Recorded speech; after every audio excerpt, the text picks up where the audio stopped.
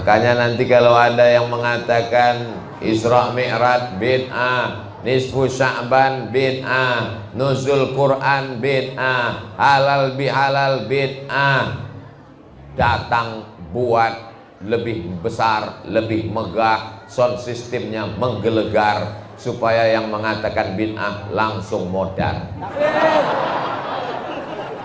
Ini nggak usah dipedulikan, anjing menggonggong kafilah berlalu. Tapi aduh, takut.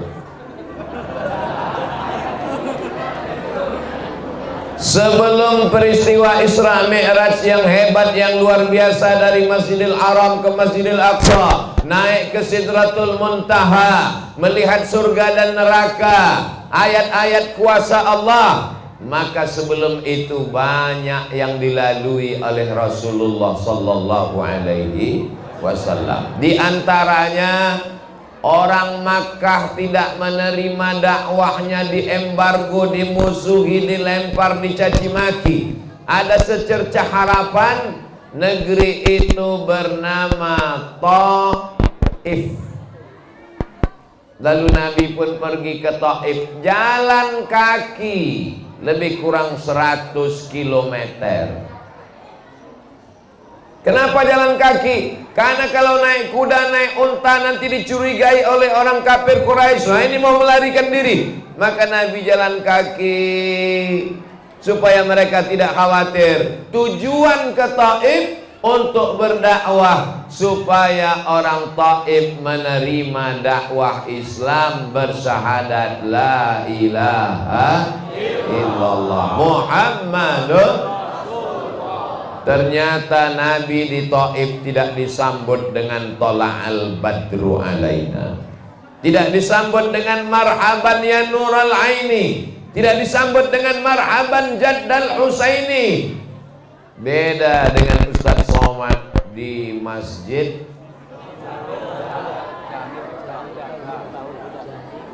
Miftahul Huda. Di Miftahul Huda disambut dengan buah jeruk, dengan anggur di dalam. Sambut anggur, minuman, kue-kue, tapi nggak ada yang bisa dimakan karena sibuk foto. Foto penting, karena foto tadi dicetak lalu ditempel, setiap melihat didoakan orang. Sampai hari ini foto saya dengan almarhum Tuan Guru Kiai Haji Muhammad Arifin Ilham, kalau saya lihat saya kirim Al-Fatihah, Allahumma fillahu warhamhu wa'afihi wa'afu anhu.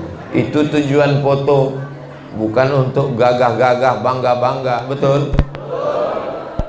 Saya kalau foto sama orang, saya yakin foto saya dia simpan, nanti kalau saya meninggal dia lingkari merah, sudah meninggal, innalillahi wa inna ilaihi raji'un. Gak apa-apa, dia posting, yang penting orang jadi tahu dan kita dapat doa, bukan dosa.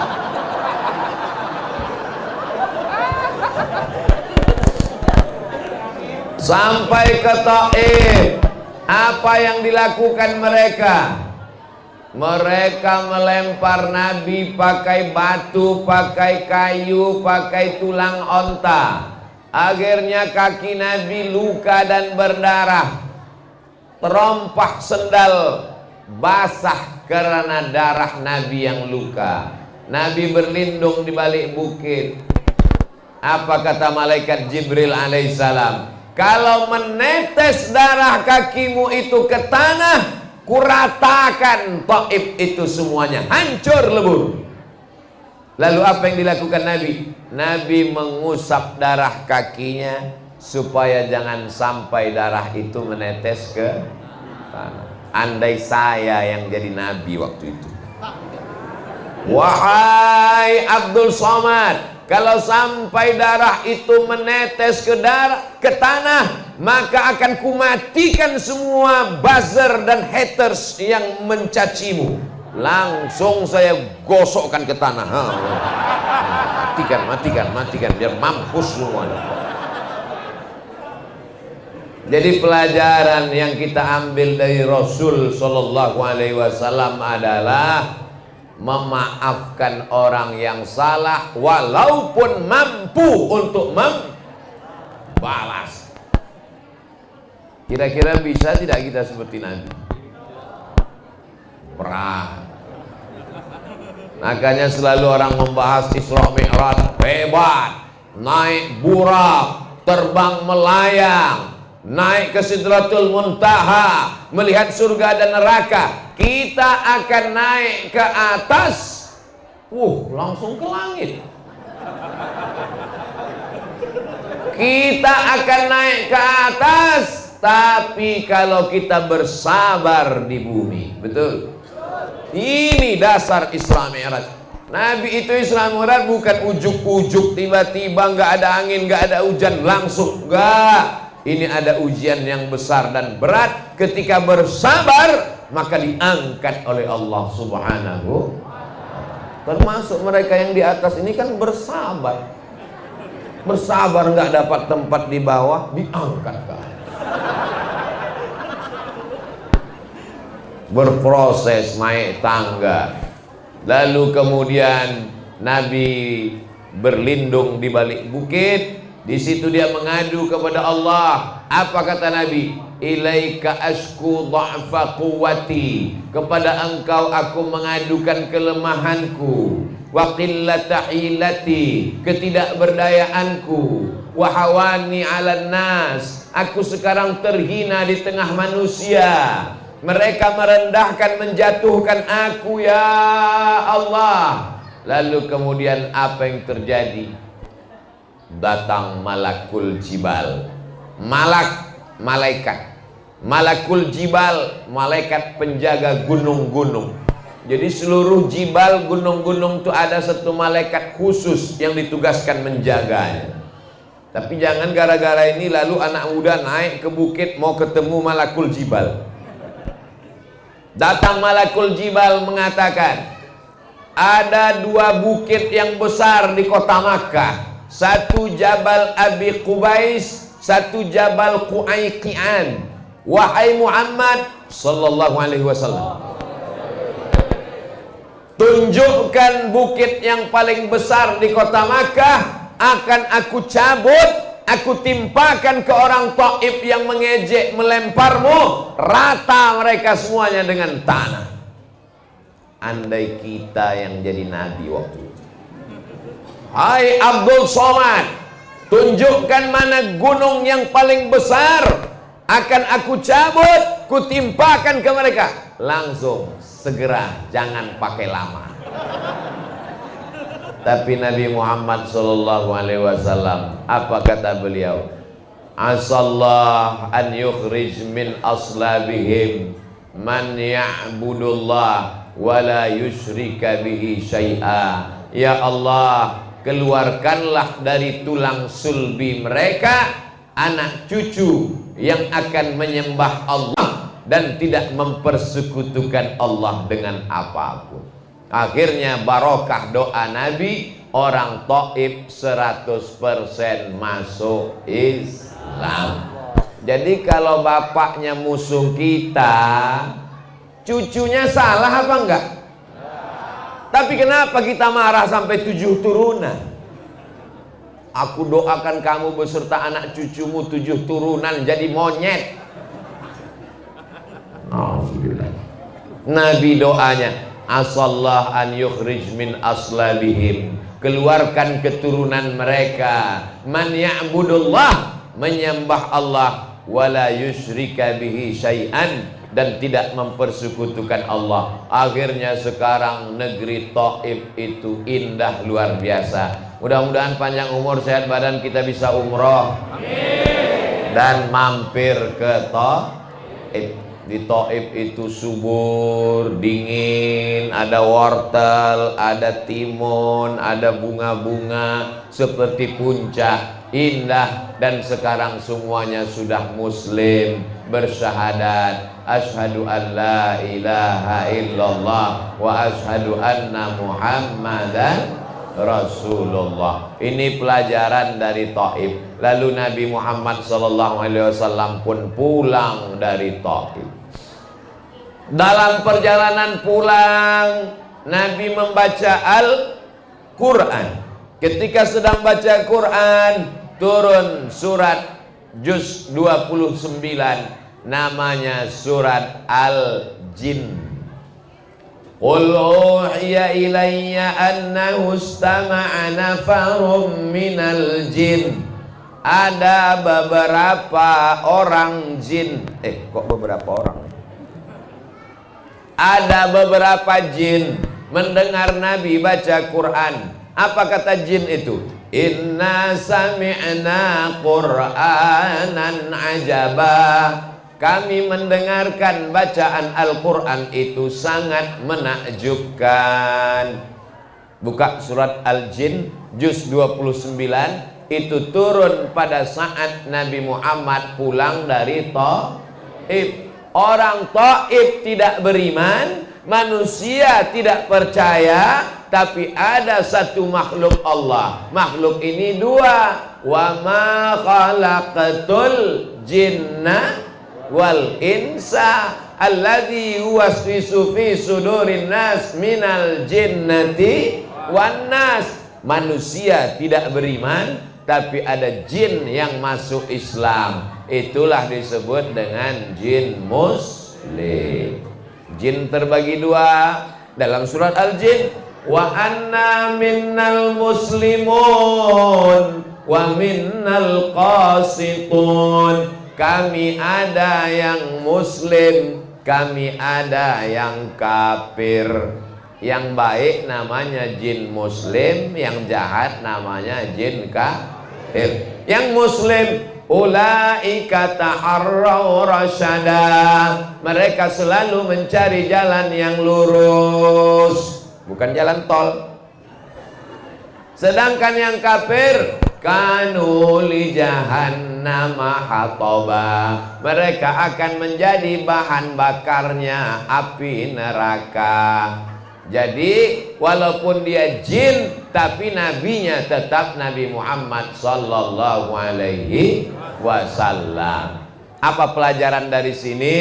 Kalau engkau berdakwah, tetanggamu mungkin tidak beriman, pamanmu mungkin tidak beriman, orang Makkah mungkin tidak beriman, tapi jangan putus asa. Kalau Allah mau, makhluk yang tidak nampak bisa beriman. Innama amruhu idza arada syai'an ayyaqula lahu kun. Lalu Nabi pun pulang ke kota Makkah Al-Mukarramah, tidur. Sampai akhirnya suatu malam turun malaikat Jibril. Tsumma nazala Jibril. Turun malaikat Jibril. Ja'a bitistin min zahab. Dia membawa bejana terbuat dari emas. Fafataha sadri. Dibelahnya dadaku. Tsumma ghasalahu bima'i zamzam. Dia suci qalbuku, jantungku dengan air zam-zam, untuk menghilangkan darah-darah hitam, darah kotor, hasad, dengki, dendam kesumat, nggak senang ngelihat orang lain dapat nikmat, takbur, angkuh, sombong. Itulah makanya sebelum sholat kita disuruh suci badan, mandi, suci pakaian, cuci, suci tempat, bersih. Masya Allah, tabarakallah. Ustadz Somad tidak di lantai. Biasanya tausiah di masjid, di lantai masjid, ditambah tinggi ke atas, dikasih karpet, nggak tahu minjam punya siapa, dikasih kursi, luar biasa. Ini kalau lama-lama begini sombongnya bisa luar biasa. Datang disambut tola al-badru alaina, tangannya dicium, dikawal, dihormati, dimuliakan, lalu kemudian disediakan. Tapi ini sementara 60 menit. Begitu tausiah selesai, kursinya diangkat. Nggak mungkin saya duduk selamanya di sini. Kalau saya duduk di sini, diangkat sama-sama kursinya sekalian. Hilangkan dengki, hilangkan hasad, hilangkan busuk hati, hilangkan syirik, hilangkan nifak. Di mana letaknya? Letaknya di ala fil jasadi mudghah Ketahuilah di dalam jasad itu ada sekepal, ada segumpal. Idza sholahat sholahal jasadu kulluh. Kalau yang sekepal, segumpal ini baik, maka seluruh tubuh menjadi baik. Wa idza fasadat, kalau dia rusak, maka seluruh tubuh ikut menjadi rusak. Ala wahyal qalb, dia adalah hati. Bukan hati Pak Ustadz. Kalbu itu jantung, dia adalah jantung. Bukan jantung Pak Ustadz, dia adalah hati. Ya udah, biar damai, jantung hati. Jantung kalbu. Kalau hati liver. Nanti pergi ke rumah sakit, ke dokter. Di kamar dokter ada patung manusia yang isinya anatomi. Ada usus besar, ada usus kecil, ada ginjal, ada perut, ada lambung, ada jantung. Jantung yang sebelah kiri seperti jantung pisang. Kenapa disebut jantung? Karena bentuknya seperti jantung pisang. Besarnya sebesar genggaman. Anak bayi genggamannya kecil, jantungnya sebesar itu. Orang besar tangannya gede, jantungnya sebesar itu. Jantung Abdul Somad sebesar ini, berdegup, berdetak di dalam, terasa. Itu jantung orang yang normal. Tapi kalau banyak utang, apalagi tahu ada suara motor datang, debit kolektor. Makanya orang yang hatinya gelisah, meninggal mendadak, selalu disebut kena serangan jantung. Bukan serangan Rusia ke Ukraina. Siapa yang membuat jantung itu menjadi tenang? Allah. Huwallazi anzalas sakinata. Allah yang menurunkan ketenangan fi qulubil mu'minin, ke dalam hati orang yang beriman. Allah yang menurunkan ketenangan ke dalam jantung hati orang beriman. Bagaimana supaya tenang? Ala bizikrillahi tatma'innul.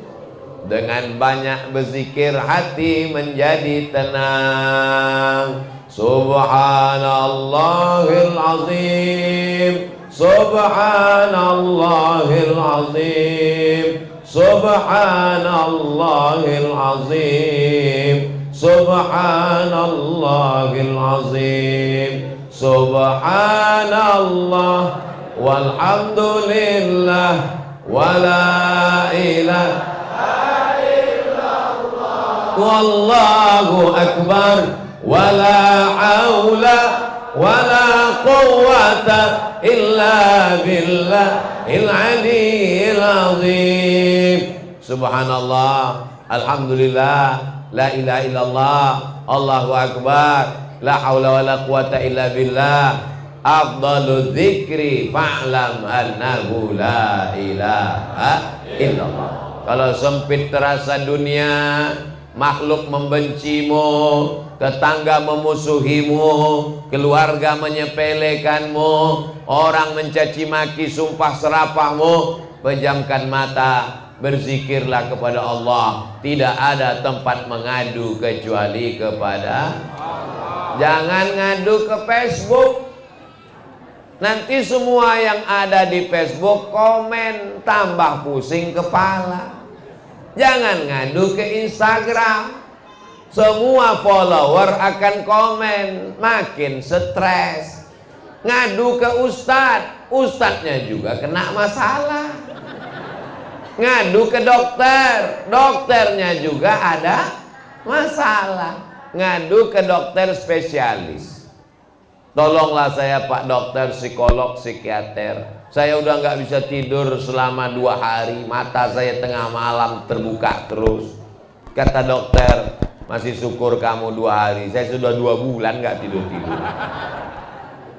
Mengadulah kepada Allah, meminta, memohon kepada Allah. Ambil air wudhu, sholat sunat 2 rakaat, usolli sunnatal hajat raka'ataini lillahi ta'ala. Allahu Akbar. Masalahku ini besar, engkau lebih besar. Allahu Akbar kabira. Aku sekarang tidak dipuji-puji orang, karena pujian hanya milikmu. Walhamdulillahi katsira. Namaku sudah dijelekkan orang, dicaci maki, karena memang yang suci cuma engkau. Wa subhanallahi bukratan wa asila. Aku tidak menghadap ke Pak Camat, aku tidak menghadap ke Pak Bupati, aku tidak menghadap ke wali kota dan gubernur, aku tidak menghadap kepada siapapun, aku menghadap hanya kepada engkau. Wajjahtu wajhiya lilladzi fataras samawati wal arda. Aku berserah diri kepada engkau, hanifan musliman wa ma ana minal musyrikin. Semuanya kuberikan kepada engkau. Inna solati wa nusuki wa mahyaya wa mamati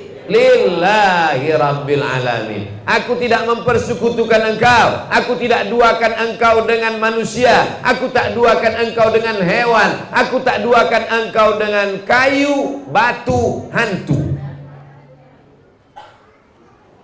Tidak ada kecuali hanya engkau. La haula wala quwwata illa billahil aliyyil azim. Tempelkan keningmu ke lantai, berbisik ke bumi, maka suaramu akan didengar oleh malaikat-malaikat di langit. Katakan puji Allah, subhana rabbiyal a'la wa bihamdi, subhana rabbiyal a'la wa bihamdi, subhana rabbiyal a'la wa bihamdi. Minta kepada Allah. Kalau tidak bisa pakai bahasa Arab, pakai bahasa Indonesia. Bahasa Indonesia nggak bisa, pakai bahasa Jawa, bahasa Sunda, bahasa Batak, bahasa Bugis, bahasa Minang, bahasa Makassar. Minta kepada Allah, tolong aku ya Allah dalam hati. Maka insya Allah, Allah akan menurunkan ketenangan ke dalam hati. Tidak ada jalan lain.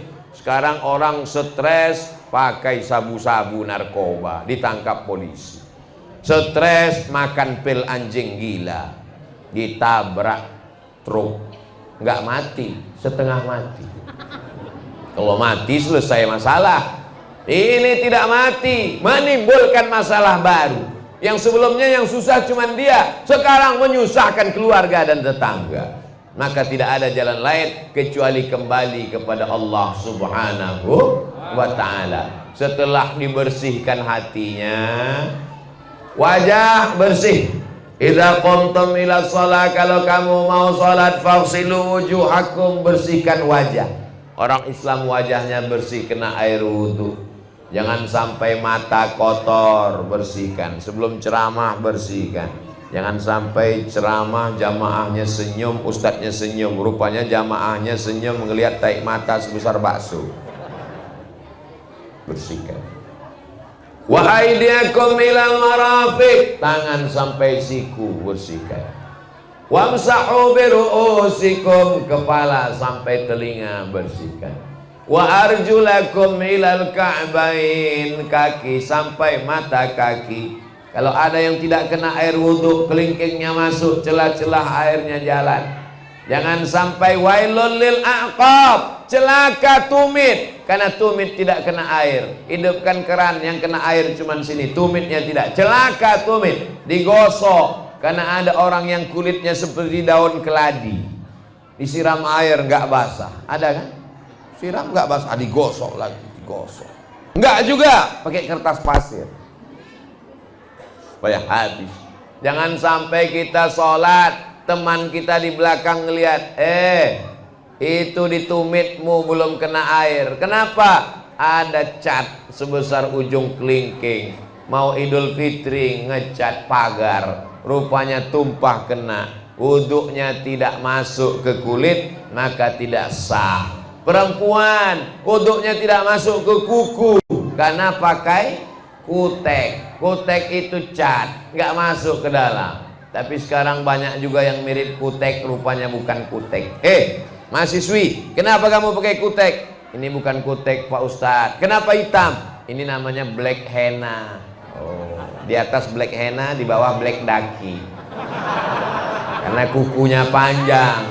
Jangan kuku panjang, karena kuku panjang air wudhu bisa tidak masuk. Dulu waktu di sekolah hari Jumat pagi pemeriksaan kuku, diperiksa satu-satu.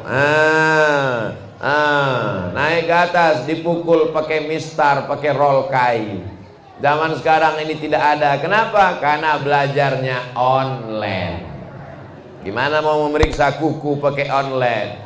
Belajar online yang nampak setengah badan, pakai jilbab, pakai baju, bawah pakai celana pendek. Online nampaknya rapi, bersih, nggak berkedip. Rupanya dia pasang pas foto, orangnya tidur di belakang. Pendidikan online tidak menghasilkan apa-apa, tapi daripada tidak belajar sama sekali. Mudah-mudahan COVID ini segera berakhir, insya Allah. Alhamdulillah COVID sudah mulai pulang. Emaknya datang. Namanya Omikron. Jamaah yang dimuliakan Allah Subhanahu wa taala, wajah sudah bersih, tangan sudah bersih, kepala sudah bersih, telinga sudah bersih, kaki sudah bersih. Itu zahirnya, tapi batinnya, mata jangan melihat yang haram, tangan jangan tanda tangan proyek yang haram, otak jangan memikirkan yang haram, telinga jangan mendengar yang haram, kaki jangan melangkah ke tempat yang haram. Tapi kalau kita sudah melakukannya di masa lalu, berdoa, asyhadu an la ilaha illallah wahdahu la syarikalah wa asyhadu anna muhammadan abduhu wa rasuluh. Setelah bersyahadat, Allahumma ja'alni minat tawabin waj'alni minal mutatahhirin waj'alni min ibadikas. Kenapa minta jadi orang yang soleh? Ibu mengandung anak, Rabbi habli minas. Kita selesai wudhu, waj'alni min ibadikas sholihin. Karena hanya orang yang soleh yang didoakan dalam sholat. Orang tidak soleh tidak didoakan dalam sholat. Kita semua yang ada di masjid ini mendoakan orang yang soleh dalam sholat kita. Mana dia? Assalamualaikum ayuhan nabiyyu wa rahmatullah wa barakatuh. Wassalamu alaina wa ala ibadillahis. Jarak antara wudhu dan sholat 5 menit, 10 menit. Selesai berwudhu, asyhadu an la ilaha illallah wahdahu la syarikalah wa asyhadu anna muhammadan abduhu wa rasuluh. Allahumma ja'alni minat tawwabin waj'alni minal mutatahhirin waj'alni min ibadikas sholihin. Masuk masjid, tidak buat dosa, dapat doa semua orang yang sholat di seluruh dunia. Wassalamu alaina, keselamatan untuk kami, wa ala ibadillahis sholihin. Makanya minta anak yang soleh, bukan somat. Mudah-mudahan semuanya soleh. Bapak ibu minta doa anak, yang mengandung minta soleh solehah, yang belum mengandung mudah-mudahan soleh dan solehah. Ustaz Somad, doakan saya punya anak Pak Ustaz, umur saya sudah 40 tahun. Kenapa belum punya anak? Saya belum nikah Pak Ustaz. Nggak bisa, harus ada wasilahnya. Nggak mungkin tiba-tiba turun dari atas. Yang turun dari atas itu lampu. Masya Allah, lampunya bagus, walaupun nggak hidup. Siang, kalau malam hidup insya Allah. Berdoa di masjid, miftahul huda, miftah kunci hidayah, kunci hidayah masjid. Jadi yang belum dapat hidayah, kasih kuncinya. Kuncinya aja sebesar ini, gimana hidayahnya? Jadi kalau ada orang selama ini bertanya, kamu kenapa nggak sholat? Saya belum diberi hidayah. Nanti kau aku kasih kuncinya. Di mana kuncinya? Miftahul huda. Setelah suci bersih, barulah kemudian dibawa oleh makhluk yang bersih, makhluk yang tidak pernah buat dosa. La ya'sunallaha ma amarahum. Mereka tidak pernah berbuat maksiat. Itulah dia malaikat. Yang tidak pernah buat dosa suci terus, malaikat. Yang buat dosa nggak pernah salah terus, setan. Jadi kalau ada teman kita nggak pernah buat baik, salah terus, berarti tidak ada. Sejahat-jahatnya tetangga kita pasti pernah buat baik, sebaik-baiknya teman kita pasti pernah buat salah. Karena kita bukan malaikat dan bukan setan, tapi kita adalah makhluk bernama manusia. Diambil dari kata nasya. Nasya artinya lupa.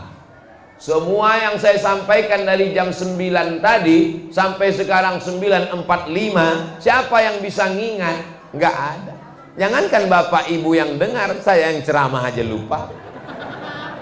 Kalau mau disuruh ulang dari A sampai Z, yang persis sama bisa ngulang, inilah makhluk yang dikirim dari Jepang dan Korea. Ada namanya Panasonic, ada namanya macam Sony, ada namanya macam-macam. Nggak boleh kita sebut, nanti jadi iklan gratis. Inilah handphone yang merekam ini. 1, 2, 3, 4, 5, 6, 7. Yang nggak sempat, nggak ingat, nggak usah khawatir, karena ini nanti diupload di channel Ustadz Abdul Somad Official. Subscribe, like, share, and comment. Untuk mengulang-ulang pagi, petang, siang, dan malam. Ada yang suka, ada yang senang, ada yang benci, ada yang berang, ada yang marah. Siapa yang ceramah? Ustadz Somad. Dialah yang sudah menghabiskan istri saya paketnya 2 giga gara-gara nonton ceramah dia. Ibu-ibu yang dengar ceramah insya Allah baik. Bapak-bapak yang dengar ceramah insya Allah baik. Anak-anak muda yang dengar ceramah insya Allah baik. Daripada nonton yang tidak bisa dijadikan tuntunan, menjauhkan dari hidayah Allah subhanahu wa ta'ala. Yang suci didekatkan dengan makhluk yang suci, menaiki tunggangan yang suci. Malaikat itu namanya Jibril, terbuat dari nur, cahaya. Lalu kemudian tunggangannya namanya Burak. Burak diambil dari kata barku. Yakadul barku yakhtafu absarahum. Kilat, cahaya, suci. Nabi Muhammad sallallahu alaihi wasallam juga adalah makhluk yang suci, maksum, bersih, tak berdosa. Kalau dia berdosa, maka datang langsung malaikat Jibril dikirim Allah untuk meluruskan, menegurnya. Lalu kemudian Allah subhanahu wa ta'ala memperjalankan 3 makhluk yang suci. Jibril alaihissalam, Burak alaihissalam, Sayyidina wa Maulana Muhammad alaihi salatu wassalam. Itulah yang disebut Subhanalladzi asra bi'abdihi laila minal masjidil haram ilal masjidil Gak masuk akal Pak Ustadz. Masa iya dari Masjidil Haram ke Masjidil Aqsa naik ke Sidratul Muntaha nggak sampai 1 malam?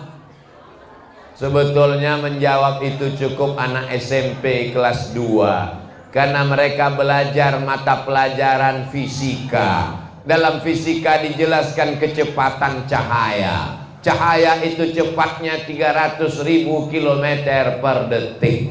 Sedangkan dari Masjidil Haram di Saudi Arabia, Masjidil Aqsa di Palestina, jaraknya 1.500 km. Kalau 1.500 km itu bisa ditempuh dengan pesawat 1,5 jam, karena kecepatan pesawat 1 jam 1.000 km. Makanya dari Cengkareng ke Jeddah 9.000 km ditempuh dalam waktu 9 jam. Jika kecepatan cahaya 300.000 km dari Masjidil Haram ke Masjidil Aqsa 1.500 km, berapakah waktu yang diperlukan untuk Isra Mi'raj? Masuk dalam soal UAS, ujian akhir semester. Jadi kenapa Abu Jahal, Abu Lahab tidak bisa menerima logika akal Isra Mi'raj? Karena mereka tidak terdaftar di SMP negeri. Tidak belajar ilmu fisika kecepatan cahaya. Makanya nanti kalau ada tetangga bapak, teman, sahabat, kawan yang mengatakan, saya rasa ini Isra Mi'raj ini mitos dongeng, nggak masuk akal. Ente pasti SMP-nya cabut. Ente pasti waktu SMP ijazahnya beli. Bodong. Kenapa? Karena ini masuk akal bagi orang-orang yang mempunyai akal. Inna fi khalqis samawati, dalam penciptaan langit, wal ardi, penciptaan bumi, waqtilafil laili wan nahar, perputaran siang dan malam, la ayat, itu semua ayat-ayat, tanda-tanda kebesaran Allah. Tapi bagi siapa? Bukan linnas, bukan semua manusia, bukan lil bashar, bukan lil muslimin, tapi bagi siapa? Liulil albab, bagi orang yang berpikir. Ada kontes otak internasional. Otak dari Jerman murah, otak dari Jepang murah, otak yang paling mahal dari Indonesia. Kenapa? Karena nggak pernah dipakai.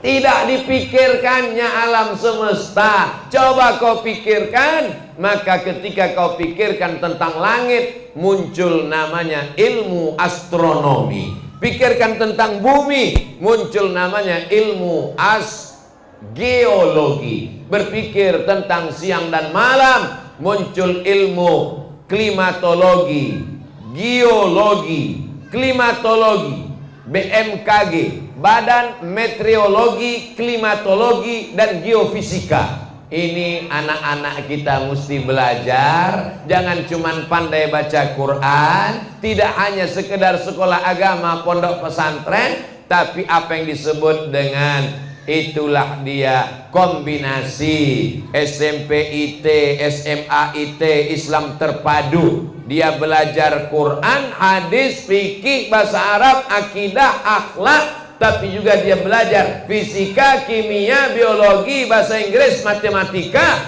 Insya Allah dunianya dapat, akhiratnya dapat. Fit dunia hasanah wa fil akhirati. Anak kamu di mana? Di pesantren. Ngapain anak di pesantren? Ketinggalan zaman jadul. Anak kamu boarding school. Ya sama, pesantren sama boarding school. Boarding school kan sekolah berasrama.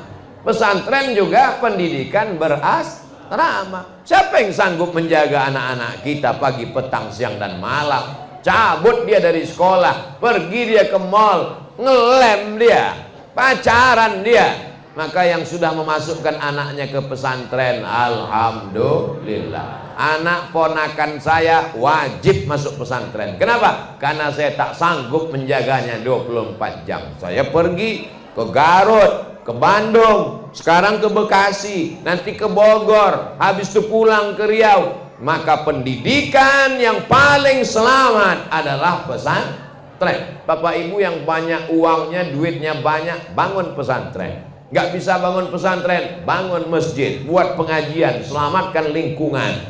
Gak bisa bangun masjid, sumbangkan batu bata, kerikil, batu. Batu bata terlalu besar, batu kerikil. Kerikil terlalu besar, pasir.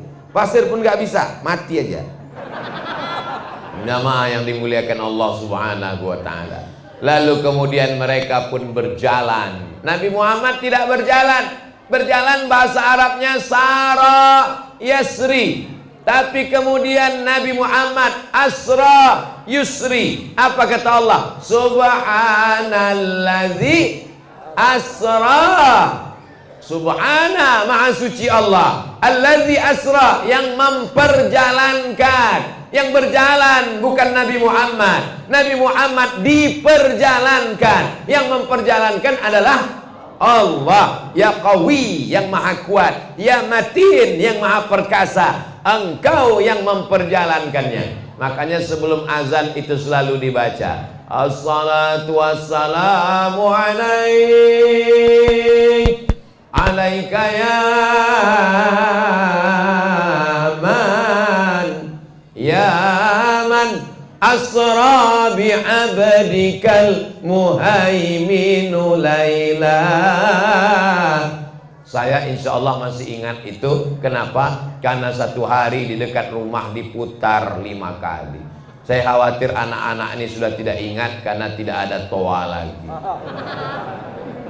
Ya man asra bikal muhaiminu, wahai engkau yang diperjalankan Allah yang maha kuasa. Laila, Laila artinya di waktu malam, bukan istri bapak.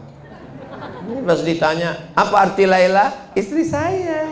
Itu namanya Mpok Lela. Mohon maaf Mpok Lela. Bapak Ibu yang dimuliakan Allah Subhanahu wa taala, perjalanan mereka pertama sampai di Masjidil Aqsa. Ketika tiba di Masjidil Aqsa, Nabi Muhammad menambatkan buraknya, lalu Nabi pun sholat. Ketika dia memandang ke belakang, ada Nabi Ibrahim jadi makmum, ada Nabi Musa jadi makmum, ada Nabi Isa jadi makmum. Imamnya Sayyidina wa Maulana Muhammad sallallahu alaihi wasallam. Ini dalil bahwa semua ajaran agama syariat yang dibawa oleh nabi-nabi sebelum Nabi Muhammad sallallahu alaihi wasallam mansuh, terhapus dengan datangnya la ilaha illallah Muhammadur Rasulullah. Nabi Isa pun nanti di akhir zaman waktu datang, dia tidak membawa agama yang baru, tapi dia menegakkan syariat Nabi Muhammad sallallahu alaihi wasallam. Ini kita ajarkan ke anak-anak kita. Nabi yang paling hebat di kalangan Bani Israel, Musa, memukulkan tongkatnya, terpancar 12 mata air. Dipukulkannya tongkatnya ke Laut Merah, terbelah jalan, 600.000 Bani Israel menyeberang. Tapi ketika Isra Mi'raj, sholat, dia jadi makmum. Nabi Ibrahim namanya disebut 4 kali. Kama sallaita ala Ibrahim wa ala ali Ibrahim, kama barakta ala Ibrahim wa ala ali Ibrahim. Tapi ketika Isra Mi'raj dia jadi makmum. Nabi Isa alaihissalam yubri'ul akmaha wal abrasa, menyembuhkan orang kusta, menyembuhkan orang lumpuh biiznillah, dengan izin Allah, bukan dengan dirinya sendiri. Dia bukan Tuhan, dia adalah hamba Allah, dia adalah nabi, rasul, utusan Allah. Lalu kemudian dia yuhyil mauta, ada orang mati hidup, kata Nabi Isa, hidup biiznillah, dengan izin Allah. Hebat Nabi Isa. Tapi kemudian pada Isra Mi'raj dia jadi imamnya Nabi Muhammad sallallahu alaihi wasallam. Kalau ada orang berkata, aku percaya kepada Allah, percaya kepada Isa, percaya kepada Musa, percaya kepada Ibrahim, apakah imannya diterima? Tidak, sebelum dia berkata wa ashadu anna Muhammadan Rasulullah. Nabi Isa berkata, disebutkan dalam Quran, ya'ti mim ba'dismuhu Ahmad, akan datang Nabi setelah aku nanti. Nabi itu bernama Ahmad, tapi Nabi kita bernama Muhammad. Di bumi, di antara manusia, dia masyhur dengan nama Muhammad. Di antara malaikat, masyhur dengan nama Ahmad. Yasin, dia juga. Toha, dia juga. Ahmad, dia juga. Muhammad, dia juga. Banyak orang kenal cuma satu nama. Siapa nama yang ceramah tadi? Ustadz Abdul Somad LCDE PhD. Terus ditanya, siapa yang ceramah tadi? UAS. Loh, 2 orang. Bodoh. Sama. Orangnya itu juga. Namanya yang berbeda. Salatullah salamullah ala Toha Rasulillah. Salatullah salamullah ala Yasin Toha Rasulillah. Siapa itu? Nabi Muhammad. Yasin Habibillah, siapa itu? Nabi Muhammad. Ana Ahmad, ana Muhammad, anal Hami, anal Hashir, anal Aqib, anal Fatih, anal Khatim. Dia adalah Sayyidina wa Maulana Muhammad sallallahu alaihi wasallam. Jadi anak-anak ini kita ajarkan dari sejak lahir, kita bisikkan ke telinganya, asyhadu anna Muhammadar Rasulullah. Masuk ke telinga kita. Masjid ini kalau azan suaranya keluar, gas terus. Asyhadu anna Muhammadar Rasulullah. Bulan depan bulan Sya'ban. Di bulan Sya'ban ada malam nisfu Sya'ban. Dalam rangka memperingati malam nisfu Sya'ban diadakan lomba azan. Daftarkan anak dan suami Anda. Bulan Ramadan ada nuzul Quran. Dalam rangka nuzul Quran diadakan lomba azan. Bagus? Bagus. Saya ini juara 1 lomba azan antar SD sekabupaten Asahan, Sumatera Utara tahun 1989. Pialanya masih ada di rumah. Jadi masih ada fotonya. Pernah saya posting di Instagram yang followernya 6 juta itu. Nah, jadi anak-anak ini kita suruh azan, lomba dia. Jangan lagi yang azan muazin yang tahun 80-an gak diganti-ganti sampai sekarang. Asyhadu an la ilaha illallah. Gimana mau semangat? Allahu Akbar, Allahu Akbar. Jamaah pun menjawab Allahu Akbar, Allahu Akbar. Tapi ada azan yang lain bunyinya Allahu Akbar, Allahu Akbar. Itu kalau yang azan Babinsa. Jamaah pun jawabnya lain. Kalau yang tadi Allahu Akbar, Allahu Akbar, jamaah menjawab Allahu Akbar, Allahu Akbar. Tapi kalau Babin Kamtip mas yang azan Allahu Akbar, Allahu Akbar, siap. Maksudnya siap datang untuk sholat berjamaah.